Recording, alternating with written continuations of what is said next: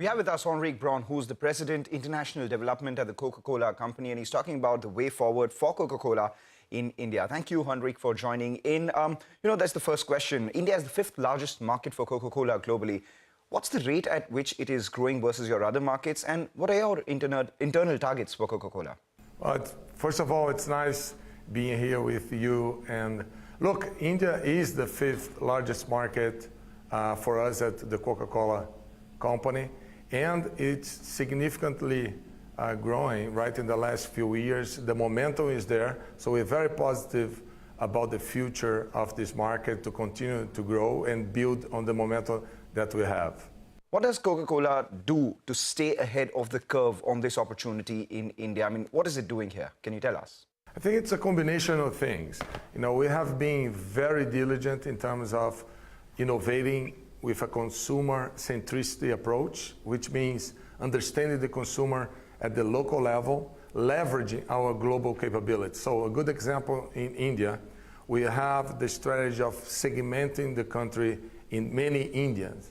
And this has allowed us to actually have local connections with the consumers on the day-to-day activities, but leveraging the global platforms in a way that we can connect with the consumers in the best way and add value to the customers as well. A good example of that, it's what we have done recently with Coke Studio, which is a platform that was developed here and in partnership with the global company, but we have local talents from different parts of India connecting with the consumers on music, which is a passion point with the consumers, and that really allows us to have the full integration of the experience of developing the brand, having great products, and the portfolio coming along in a way that it's well executed as well by our bottling partners. So it's all coming together nicely with a very good talent team that's leading the company here. Just out of curiosity, I wanted to know, does Coca-Cola look at individual brands in India or the overall sales? Because on the one hand, you have Thumbs Up and Sprite, both billion-dollar brands. Are you pushing other brands as well? I mean, how does it work? No, look, we're open-minded to really connect with the consumer and the customers in India in the best way possible. The portfolio has expanded. As you know, we have global and local brands that have been really growing well in India. Good example of that, we are doing very well on Sprite, but also on Limca. We have Thumbs Up really being a key driver of growth in here, and it's a local brand that we acquired in the past and continues to do very well. Coca-Cola trademark continues to be accelerated. So we're going to continue to experiment and learn as we go. And some of these, it's going to work. Some, it's going to be new portfolio extensions that can actually thrive in here and be expanded across other markets. We have recently also developed a product here locally under the Maza brand. That is a brand that has been developed locally, and the portfolio also actually has been developed by the global R&D team, but with local insights. So we'll see more of that and open-minded to opportunities that might come in the market in the future as well. So how exactly is the consumer sentiment currently? I mean, what have you noticed in terms of consumer behavior post the kind of inflation that we've seen? At the same time, there's been input cost inflation, a lot of price rise, etc. as well. So what have you made of this? What have you all done? Well, look, we're always investing in the countries for the long term. So we have passed in every single market for good, bad days. And when we look at the inflationary markets, right, and today in the world, it's actually some phenomenon that we see in all over the world.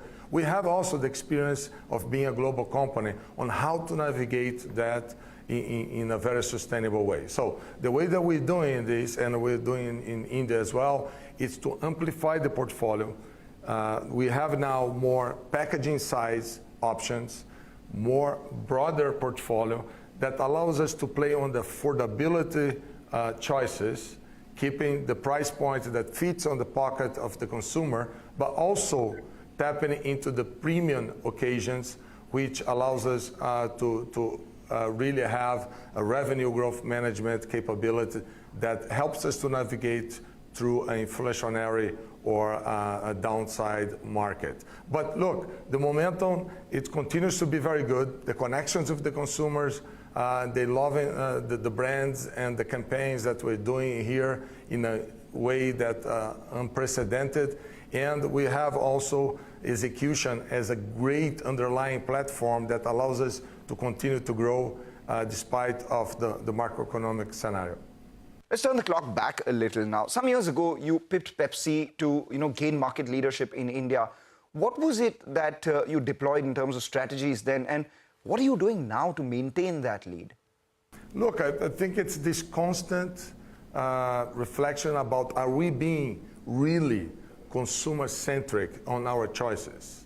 Because if you truly are, then you're going to thrive. And if you add to that the customer value equation, that you're adding value to the relationship with the trade, and you are operating as a good corporate citizen, this whole flywheel, it's going to help you to accelerate growth. And what we have done here that's also unique is this connection with digitization, that it's a platform that India, it's really being a great example globally on how you have the government investing on that, you have the industry coming along, you have the startups, open source available for you to accelerate this. And we're taking advantage of this ecosystem to actually incorporate these in our consumer strategy and how we connect with the customers also in a very effective way. So if you take now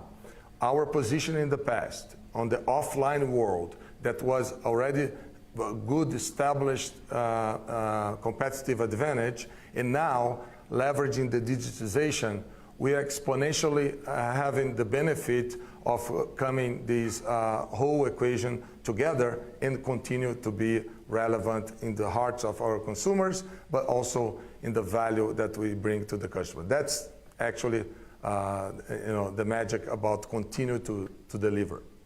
Summer 2023 is here. What kind of sales can we expect?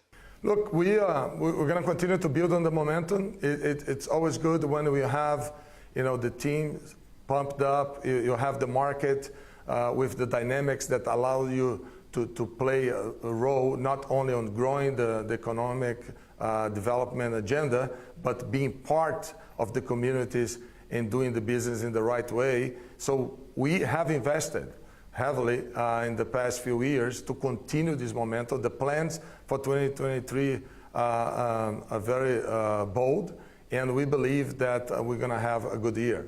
The other thing that has happened is, a lot of these startups have come up with interesting offerings. Are there any M&A opportunities that you see in the startup native drinks D2C sort of space in India? Look, we definitely open-minded about any opportunities that are out there. If we're true to what I was saying before about this consumer centricity, we always evaluate, can we do it internally? Do we have the portfolio to win? Do we bring new categories? Should we look outside our current capabilities to acquire that and to continue to be relevant to the consumer and to the customers? That's what we do. What I can tell you is that we're very happy with the portfolio that we have at the moment, with the capabilities that we have built locally and globally to continue to innovate and to thrive in this market that is being very vibrant. So very happy to continue to invest in India, to be a partner here, and to grow together. Right. Henrique, thank you so much for joining in. Thank you so much.